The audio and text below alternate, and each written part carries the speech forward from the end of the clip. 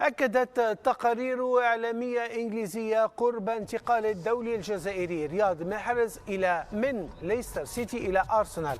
وأضافت التقارير أن نادي الشمال اللندني سيقدم عرضا للظفر بخدمة محرز لمدة 4 أعوام. يذكر أن محرز قد أعلن في نهاية الموسم الماضي رغبته في الرحيل عن فريقه الحالي بعد أن قاده للتتويج بلقب الدوري الإنجليزي الممتاز موسم 2015-2016.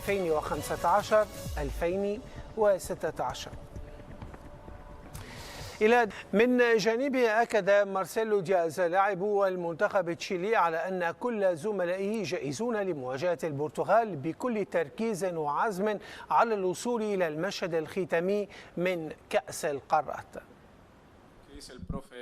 كما قال المدرب أن يكون كل اللاعبين جاهزين لمباراة الغد، أظن أنها ميزة كبيرة بالنسبة لنا وبالنسبة للفريق، لأن التنافس في هذه البطولة هو تنافس قوي للغاية.